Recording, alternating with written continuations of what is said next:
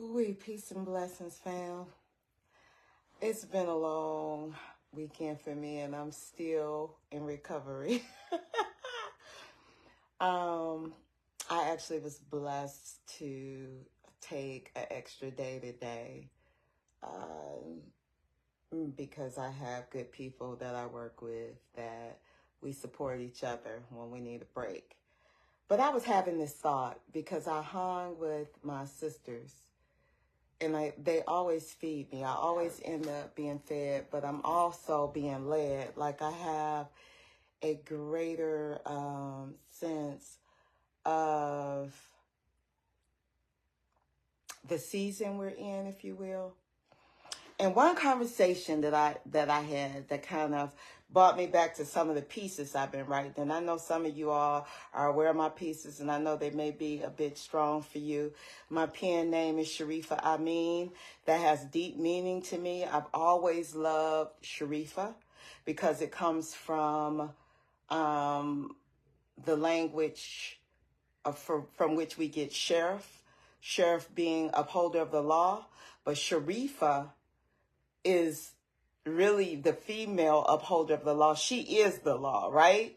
And Amin is what we actually say from other languages, because English is really just a bastard language. And I say bastard in a friendly way, just a mixed language of other languages. But Amin being let it be so, or it is done, or amen. Amin and amen mean the same thing.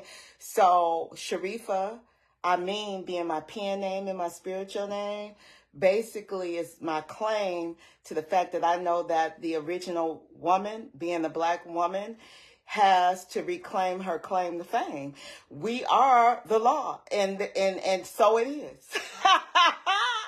That's just where I'm at with that. But here's what I want to say.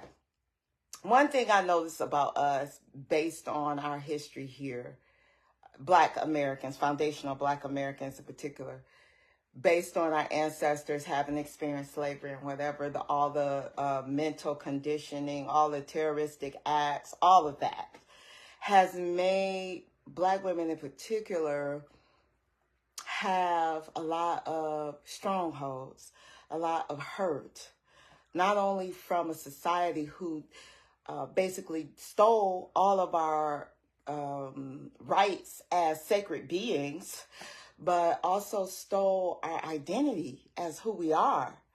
And so we have to restore that. Can nobody restore that? And I want to say we can't restore it on our own, but because we are the original, because we are in touch with the universe, we can tap into things other people can't. So we can restore ourselves.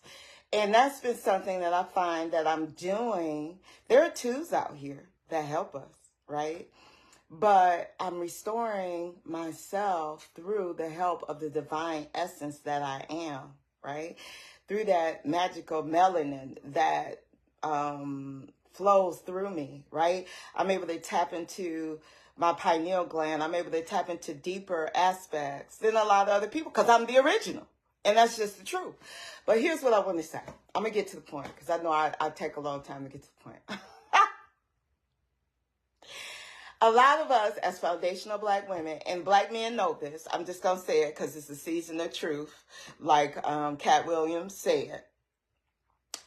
We have more patience for each other and other people than we have for Black men in many cases. I'm not, throwing a blanket over all of us, but when we get amongst ourselves and we talk, if we were honest with ourselves in our walk, we have more patience for other people and each other in most cases than we have for Black men. And I know part of that comes from the fact of our being damaged as a people altogether, as a whole. A lot of that comes from us damaging each other because hurt people tend to hurt people. Okay. So I don't claim to have all our answers, but I will say I think I have one.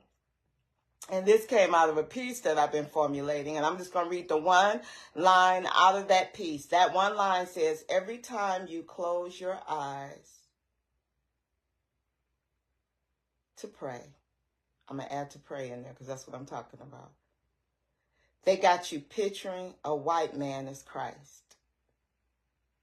But every time you open your eyes, a white man is putting you or your loved ones on ice. They tried to make us think a lot of times that it was black on black crime back in the day. But even then, they were pumping drugs. The government was using people to pump drugs in our community. Like creating ways to have us be violent to each other. But the truth of the matter is that very image that you have in your head that's other than you makes you less patient with your own black man. Because you see the salvation of you in some other culture, and actually a culture that's been very oppressive of you. So I really think if I can challenge black women today, and that's why I did this live, I want to challenge the black woman who will take on my challenge to start closing your eyes and picturing the black man or a black man as Christ, as that Jesus. Because in truth, that's what the book says. His skin was dark copper or burnt bronze. But we've been so conditioned. But believe me, our psychosis, a lot of our issues come from it. From the pain. And they say no pain, no gain, but I'm gonna challenge you to put yourself in pain. When you close your eyes to pray, I want you to move that white man today. And I want you to picture that black man when you pray as that Jesus of that day. Because that's really what he would have looked like. And that's really who they would have put on the cross. And if you think about who was burnt and hung from trees, which is wood, it was black men and women. But it was a black man. And you want to talk about who died for whose sins? We died for a lot of sins here as foundational black Americans on this land.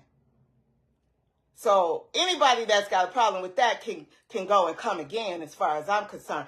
But I'm challenging sisters who will consider this to save yourself and to help you have better health in your relationships with black men.